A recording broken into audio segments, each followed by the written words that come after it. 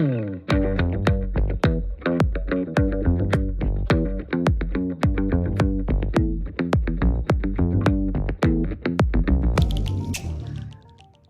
everyone. This is Matt Kuso, and you're listening to The Flagship. Today, we are joined by Cory Nettles, founder and managing director of Generation Growth Capital, a private equity fund located in downtown Milwaukee and servicing the greater Midwest area. Before starting his company, Cory served as secretary of the Wisconsin Department of Commerce under Governor Doyle. But above all, Cory is a proud Badger and a prominent member of the UW Foundation board and the board of directors for the Badgers United. Cory, thanks for joining us today. Thanks, Matt. Really appreciate being on the Flagship. It's a great honor. Thank you. Cory, tell us a little bit about yourself. Where did you grow up? I'm a Wisconsin native, born and raised in Milwaukee, Wisconsin, all the way through middle and high school here in the region. I went to Lawrence University in Appleton, Wisconsin for my undergraduate and went to UW-Madison for law school and have maintained a very close and deep connection to UW-Madison since graduating from there, including, as you said, serving now on the UW Foundation. I met my wife at UW-Madison. She's a Floridian who came to Wisconsin for law school and planned to get out of here as soon as the ink on her law school diploma was dry, but I somehow persuaded Michelle to stay here for what we thought would be a few years. You know, almost 25 years later, we're still here in Wisconsin as our primary home and obviously very committed to the state. Love the UW, and Wisconsin's been good to us. That's a great story. So not only did you stay in Wisconsin, but you also kept one of Florida's best in the state. Works well for everyone. We call that brain gain. I mean, everybody's always talking about brain drain, so I'm really committed to brain gain, and Michelle added significantly to the brain gain of Wisconsin, certainly by being here. Cory, tell me, as a young man just wrapping up your bachelor's degree at Lawrence, why did you choose UW-Madison for law school? Yeah, no, that's an excellent question. I had no desire to stay in Wisconsin. You know, I was of that generation of young people, particularly African Americans, who were told to graduate from high school, leave, and never look back. And that was the course that I planned to follow. Obviously stayed here for undergraduate and was going to go to Ivy Leagues, particularly out east for law school, had applied, was accepted, that sort of thing. And another UW-Madison alum said, before you make your decision, you need to at least look at UW-Madison Law School. And he said specifically there's a professor at UW-Madison named Jim Jones who's nationally renowned in his discipline as a law professor, and you just need to meet Professor Jones before you make your decision. I said, well, there's no sense in me wasting his time. I don't want to waste your time by taking me up to Madison. I'm headed out east. And he said, no, I insist as a friend and mentor to you, a guy named Charles Robinson, that you at least go and look at UW. So he drove me from Milwaukee up to Madison. He was actually working for the UW at the time. I think in their EEOC office. He plunked me down in Professor Jones's office for what I thought would be 30 minutes. Several hours later, Professor Jones had persuaded me to come to UW-Madison, and he and his wife and family became extended family to me. UW-Madison gave me a very generous scholarship and financial aid package while I was there, and I fell in love with the place. We had terrific faculty. We had a dean at the time named Daniel Bernstein, who since unfortunately passed on, and I came to know and understand, the Wisconsin traditions as best embodied by UW-Madison, and came to understand that UW-Madison was this juggernaut of an institution that happened to be right here in my backyard as a native Wisconsinite, and just had an absolutely phenomenal experience, through my education there, and just had a terrific experience, and I have tried to do everything I can to pay that forward to future generations as a result of my great success. Well, it sounds like the University of Wisconsin's had a great impact on you and your family. Oh, without question. I mean, whether it was my education, my wife, Michelle, also another distinguished alum of UW-Madison now. It really is a special place. And I think if you look at, Big Ten universities across the country, we're right at the top of the heap in terms of the scope, breadth, and depth of our strengths across academic disciplines, the size of our balance sheet and the resources that we have to invest into the enterprise, the size of our research machine, which, is is right at the top of the heap from an R1 perspective. So we have a lot of phenomenal assets to build on. We need to protect, preserve, and build on those assets. But it is a very strong university system, and Madison campus in particular, that we ought to be very proud of as citizens. Protect, preserve, and build on those assets. I want to play off that line for a second. So in the last decade, UW system has experienced nearly a 30% cut in state funding. Is the legislature just not listening, or has public support for UW system significantly declined since you were a student? It may be some of both. I mean, public support has significantly declined, and not just at UW-Madison, but unfortunately at public universities across the country. I'm most concerned about what's happened at UW-Madison, obviously, as an alum there. I know that you cannot cut or shrink your way to greatness as an institution, whether as an academic institution, as a business, as any other kind of large nonprofit. You can't cut or shrink your way to greatness. And these divestments that we're making ultimately erode the quality of the university and of the Madison campus in particular. It's a mistake, and we need to reverse that trend immediately before we do irreparable harm. It has taken generations, you could argue a century, to build the greatness that is the UW-Madison. That could all be lost overnight. Higher education is extremely fluid. It's very competitive. It's very dynamic. And you're either on the way up or you're on the way down. There is no standing still. And when I look at the lack of state support that's been dwindling precipitously over the last several years, they really are putting at risk this preeminent world-renowned institution that we have. And we've got to stop that. We got to change that trend. We got to change that dynamic so that we preserve, protect, and then build on the greatness that is the institution at UW-Madison. So you went to the core of the problem that I think a lot of universities are experiencing across the country, and that's just the decline in enrollments over the last 10 years. And really in Wisconsin, we've been experiencing nearly double the decline that other states, especially in the Midwest, are experiencing. Why do you think that fewer students are choosing a four-year institution after high school?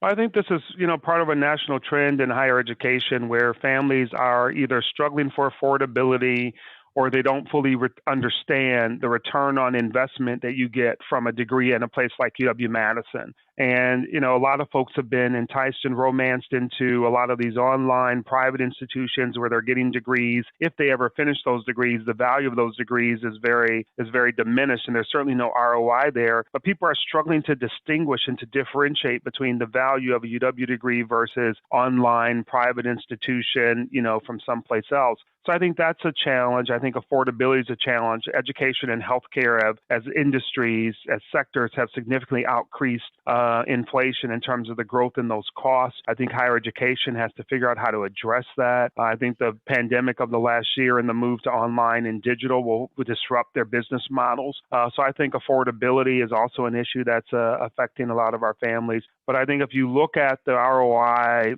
of a UW degree and the relative value, it's a very, very, very compelling investment for every family. And I hope that families will look at and will reevaluate that and will make that investment in our next generation of citizens because the return on that investment is very, very high.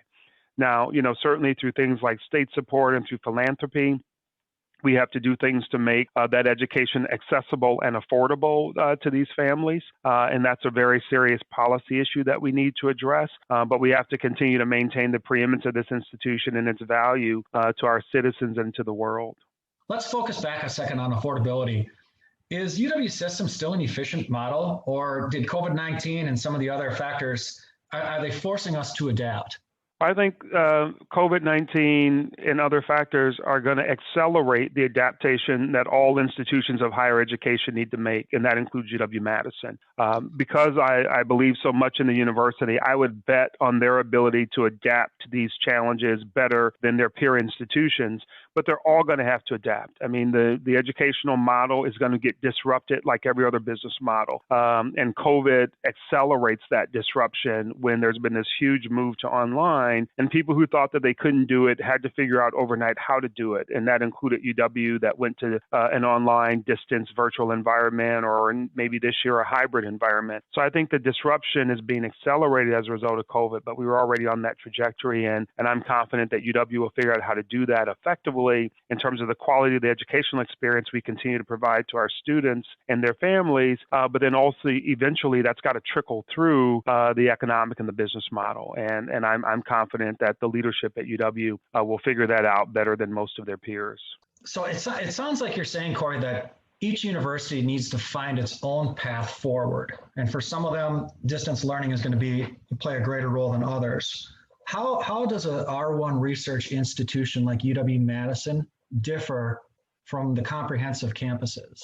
Yeah, I mean, certainly the scale and the resources that exist at UW-Madison are incomparable. UW-Madison is the crown jewel of the UW system. And I say that as a person who supports UW-Milwaukee in my backyard. I can see their campus out my office window. I support other UW campuses. I support tech colleges, Milwaukee Area Technical College in particular. I've supported some of the 2 years. But UW-Madison is unique as really the crown jewel of the system. And it has a level of scale, a level of resources, a level of success that is incomparable across our system. So we can't buy into this false equivalency that all UW campuses like. We need to invest in them. We need to manage them, commensurate with their scale, their resources, their sophistication, their complexity, their assets, et cetera. And UW-Madison is really in a separate category all of its own. And we need to be smart about giving it the resources it needs and the freedom and the flexibility that it needs to manage the institution, to maintain its preeminence, and to maintain and improve its competitive position in the marketplace relative to some of the other institutions, public and private, across the country that are putting pretty good product in the market. So UW-Madison's special, and we've got to give it the freedom, the flexibility, and the resources to stay and become more special as it's trying to serve our citizens in our state, but also some of the others in the country.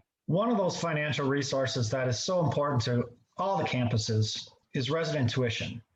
And Wisconsin is in this period where we are experiencing the longest, most restrictive tuition freeze in the country. It's been going on 8 years. Governor Evers just proposed another 2-year extension of that freeze. You know, if you're a student or a parent of a student, obviously you love this, but how do lawmakers break that jam and provide UW system some relief? Or are we really just looking at another 2 years of a tuition freeze? Well, we may be looking at a longer freeze as a practical matter, but it's bad policy. It's really bad policy. I serve as a director, as a fiduciary of public companies, private companies, public nonprofit organizations, et cetera. And the part of what we got to learn to do as fiduciaries is to get out of the way. Let management manage. Things like a tuition freeze that are disconnected from the marketplace are really bad policies. They're real mistakes. UW-Madison has to compete in a very competitive marketplace. Its tuition needs to be set by the administrative leaders, by management, by the chancellor and her team to figure out what's a competitive tuition in a competitive marketplace commensurate with the value that we're generating.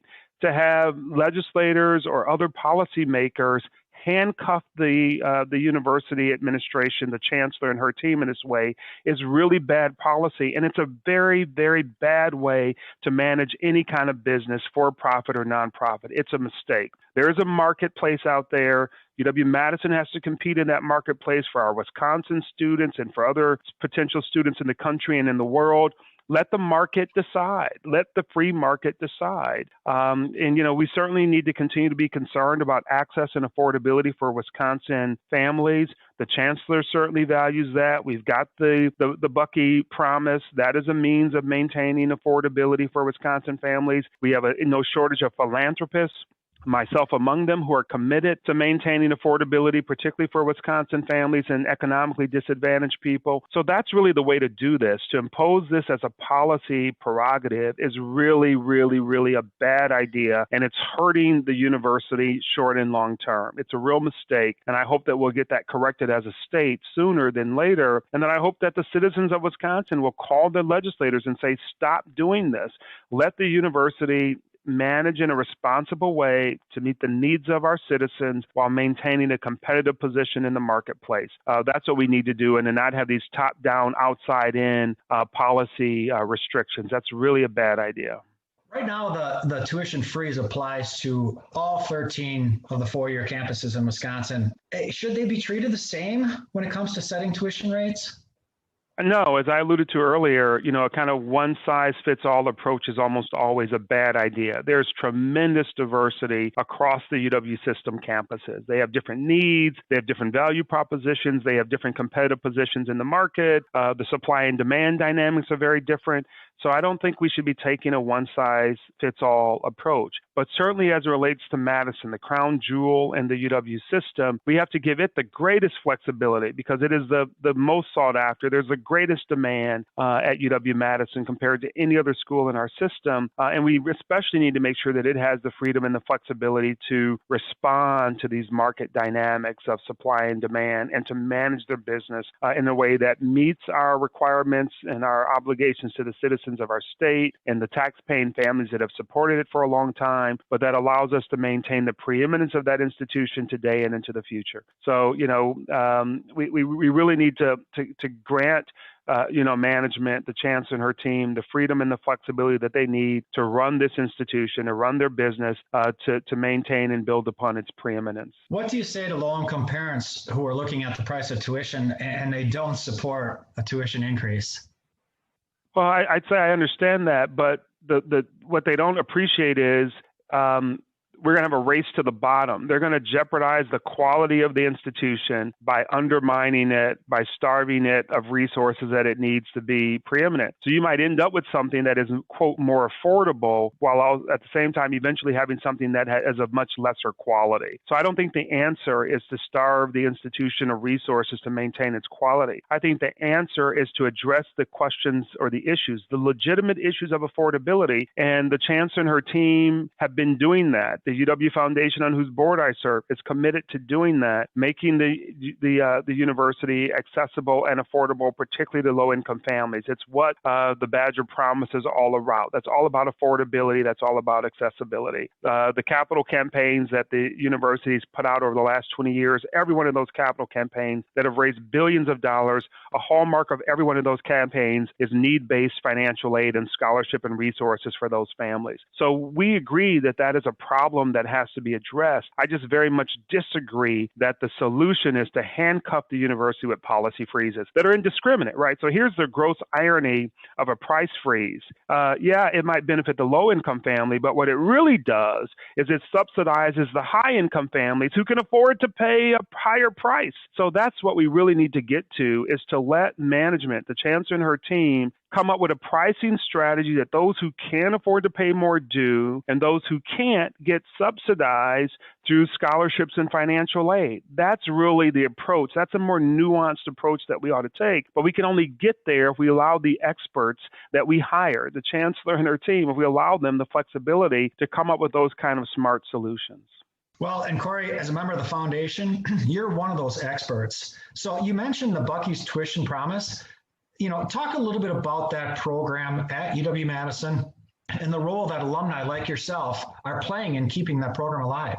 Well, yeah. So there's tremendous philanthropic interest in folks, some marquee names who've been longtime donors at the UW, who've put up hundreds of millions of dollars to support this kind of need-based financial aid for the most disadvantaged families. So those kids in Wisconsin who come through, who do well, and who graduate, who want to go to UW-Madison will have access and will have affordability. And as a person who, as I said, my wife and I are the beneficiaries of a great world-class education there, we're paying that forward by investing back in the UW through our own philanthropy, especially focused on scholarships, for example, and the modesty of our resources compared to some of our other alums who put exponentially more than we have. So there's a huge strategy and huge philanthropic support to do things like the Bucky Badger Promise, but there's scholarship investments all across the UW campus by school, by program, by first generation, by ethnic minority and affinity group. Lots of us are invested in that kind of scholarship so that we maintain affordability and access for the Wisconsin families who need the financial support.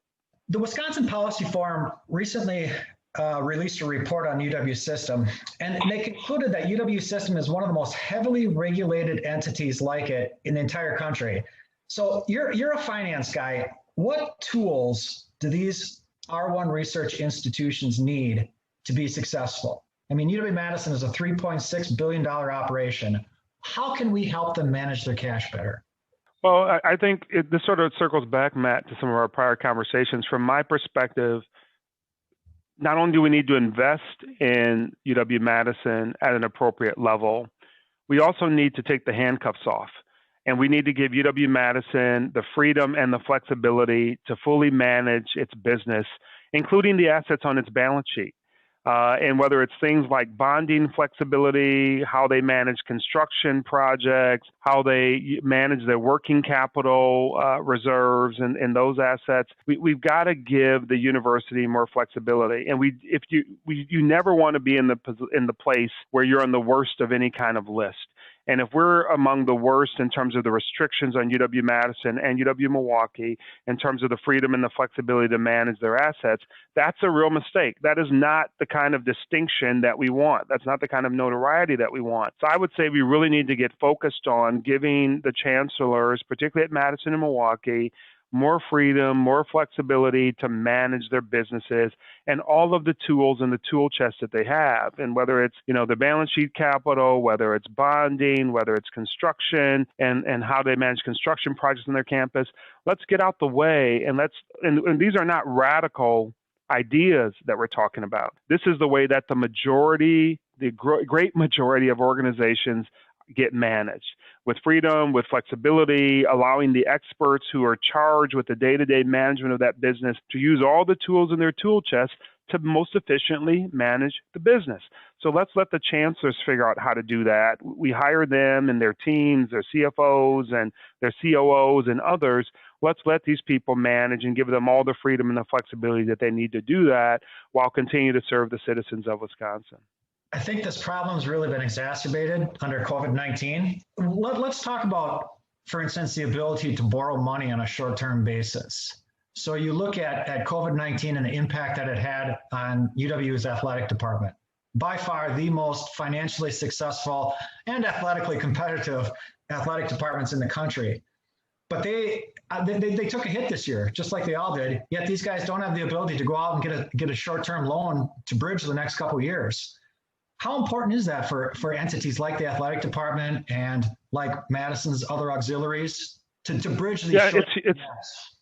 Yeah, no, sorry to step on your question, Matt. It's a huge issue, and every organization I've been involved in the last year, almost every one, they all had massive cash flow hits, right? Because their revenue models were immediately, overnight, disrupted and in some cases transformed. And I sit on the board of large education institutions and large healthcare institutions, and they saw massive disruptions in their operating income. Only UW-Madison lacked the tools that it needed to go to the market and get a line of credit from their bank. In our own kitchen table economics, we all have lines of credits at our bank, or we have access to debt in our bank to help bridge us when there's a temporary interruption in our business model. So we have to give, especially when you talk about an income statement as big as UW-Madison's income statement, with lots of expenses flowing through that and lots of revenue flowing through that, a disruption in that disconnected the regular flow of, or the regular matching of revenue and expenses. We have to give them the flexibility to do short-term borrowing as needed, to bridge them through a gap in the revenue or a shortage in revenue. And we have to trust that these experts, these leaders that we've hired, who are some of the best in the country, we have to trust that they know how to responsibly use these resources and these tools that every other institution all across the country, they have the freedom and the flexibility to use. And by the way, there's still going to be oversight and accountability. The UW-Madison has a board of regents to which they are accountable ultimately. They operate in a system where they're also accountable ultimately. So let's let the managers have all the tools available to them to deal with these extraordinary times and these pressures. But even in the day-to-day of their business, let's allow them to do those things that are very traditional, bread and butter, nuts and bolts management tools to most efficiently run the business in the interest of the citizens of the state of Wisconsin. It's a real mistake that we're handcuffing, that we're tying the hands of our management teams in this way. It's a huge mistake. If the state doesn't provide them these flexibilities, how does an entity like UW's athletic department, how are they going to bridge the gap the next couple of years? Yeah, that's the problem. So then it puts more pressure on their philanthropy or back to shrinking to greatness. You have to make cuts that strategically affect your organization significantly. You put them at greater existential risk and threat. This stuff, there are organizations that are failing right now as a result of the disruption of the last, year or more. And that carnage is not over. So if we don't allow them freedom and flexibility, you compromise the quality, you compromise the strategic plan, and you potentially put these organizations at existential risk. They can go away. Departments can go away. Divisions can go away. And by the way, the biggest concern I have, back to brain drain, is the talent will leave, right? If you've got a rock star sitting in one of these organizations whose hands are tied, they'll say, well, screw this. I'm going to go to Michigan, or I'm going to go to Minnesota, or I'm going to go to Illinois, or I'm going to go to Ohio. I'm going to go someplace where they'll actually give me a chance to win. Well, they'll give me a chance to live to die another day. But if you're going to put me here and hold me accountable for maintaining the greatness of this institution, but tie my hands, there's no way I can be successful in that environment. So we will lose good people in addition to programs and the potential deterioration in our quality. And these are unforced errors. These are stupid things that we're doing to ourselves unnecessarily. And again, these are not radical tools that we're talking about. They're the kind of tools that all of the other Big Ten institutions have. Remember, we have the notorious distinction of being the only place that allows or that limits us in this way. So it's a mistake, and these are forced errors. I mean, there's some hard things that we have to do in the competitive landscape to maintain and build upon our greatness. Let's not make it harder on ourselves by unforced errors. And things like a tuition freeze, things like operational barriers or restrictions or handcuffs, those are unforced errors that make a really hard job in a competitive marketplace substantially, significantly harder. Let's get out of our own way so that we can be focused on the external market pressures and not focused internally on these unforced errors. It sounds like the price of a hot dog at Camp Randall is going to be higher. The price of a hot dog will be higher, and in some respects unnecessarily so. I get the regular inflation, but again, these are challenges that we're creating from ourselves. So when you take away the chancellor and her CFO's ability to manage their working capital in a low-cost manner, where interest rates are at a historically low level, and they can go get a line of credit at my favorite Associated Bank or my favorite BMO Bank or whatever. They're taking away those tools, so then that means the hot dog's got to be higher because they can't get a lower cost of capital by managing their working capital needs through a traditional lender. I mean, these are real simple things that we're keeping ourselves from being able to manage. Yeah, and while athletics can sell hot dogs, when you look at the dorms, if they can't get a short-term loan to bridge gaps, it means higher student fees. Oh, absolutely. Again, unnecessarily so. I mean, that's why the capital markets are available to large, sophisticated, complicated organizations that have healthy balance sheets and good income statements. That's what the capital markets are for. Let the chancellor and her CFO have access to them. Take the handcuffs off. So back to COVID-19, Chancellor Blank, she recently announced that UW-Madison in particular is estimated to lose about $320 million through the end of this fiscal year. How does a campus like UW-Madison, how do they make up that deficit if the state's not going to be of much help? Yeah, well, the state's going to have to step up. There has been some relief from the federal government, through some of the CARES Act type funding. So that's a place that will help. Philanthropy will help. But this is, again, why all the tools in the tool chest have got to be available to them. This is a place where you can't leave anything on the field. They really have got to be able to mix metaphors. They really got to be able to use all the tools because these are big deficits. And I don't think they're behind us yet. We're not out of this thing yet. We're turning the corner, we think, hope and pray, but we're nowhere back to normal. And her revenue model, the chancellor's revenue model, as relates to tuition, as relates to room and board in particular, is going to continue to be disrupted. So we're going to have to let her have all the tools available to kind of work her way through this, claw her way through this. And that tuition could be a help on that. Room and board can be a help on that. Additional state investment can be a help on that. Certainly philanthropy is a part of that story. And we've got a great group of alums and donors who've stepped up and really helped make this place and keep this place great. So we're going to have to put all those solutions in play. Well, hopefully the state engages. So far the last year, what they've done during COVID is actually claw back about $100 million in state support from the university system. I just don't know how we think that's a winning strategy.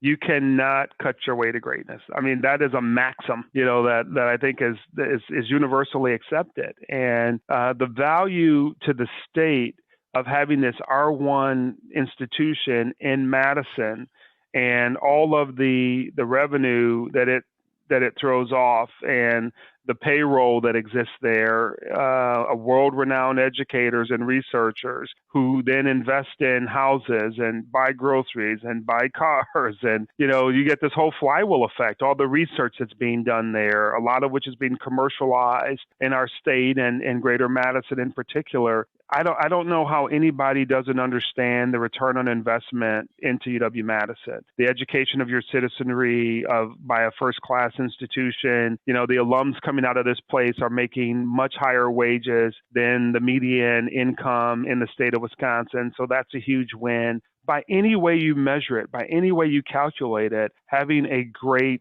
strong, thriving, growing UW is a huge economic engine for the state. I talked about being an alum of Madison.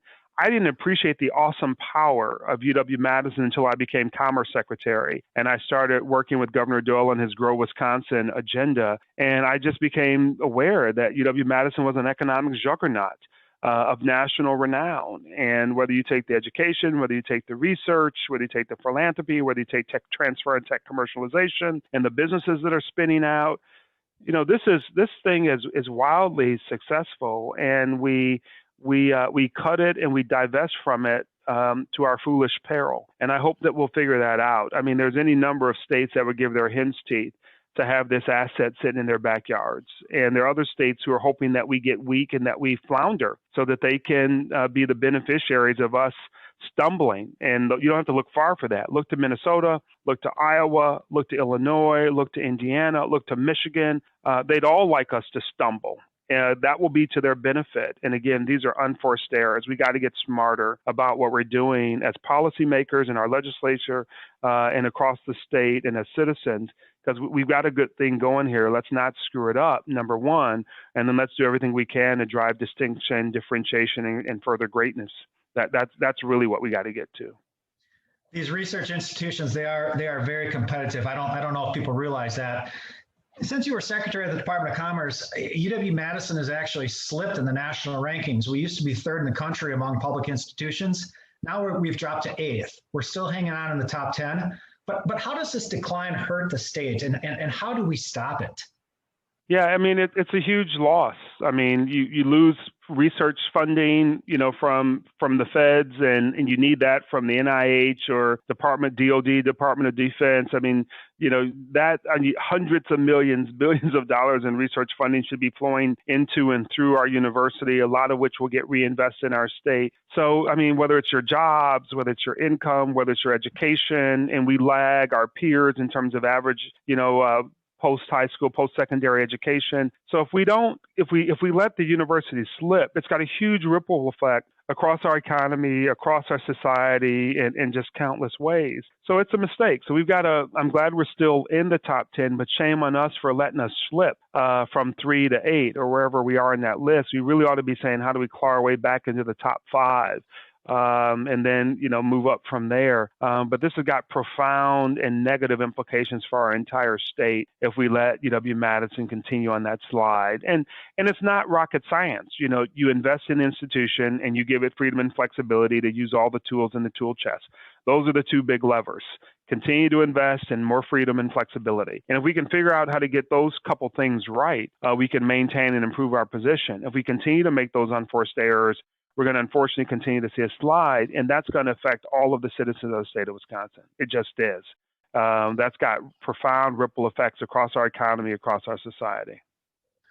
Cory, we've talked a lot about Milwaukee. We've talked a lot about Madison. Why should somebody in northern Wisconsin or northeastern Wisconsin, why should they support the UW system? As I was trying to allude to earlier, the value of the UW system and of UW-Madison in particular has got profound implications all across our state. And as goes UW-Madison, so will go our state. So if UW-Madison is churning out people with bachelor's degrees and master's degrees and PhDs. Those folks enter the economy at a higher than median wage. Many of them are going to end up in communities from Eau Claire to Ashwaubenon to Fenimore to Lancaster to Milwaukee to Walworth to Wausau. That intellectual capital gets dispersed all across our state. Those folks generate state tax dollars or revenue that gets taxed in a way that lowers the tax burden for other people in other parts of the state as that GPR pot continues to grow. So we're connected from an intellectual capital because this is the brain gain and the brain retain phenomenon. You're connected from the businesses that spin out, that generate revenue. You're connected from a tax revenue. This is what the Wisconsin idea was really all about, is having this preeminent institution in Madison. Just think about the agricultural innovation that's come out of UW-Madison and the effect that that's had across our entire state, not only in our dairy industry and our quality of life all across the state. So we're so interconnected as a state in so many ways, economically, educationally, culturally, socially.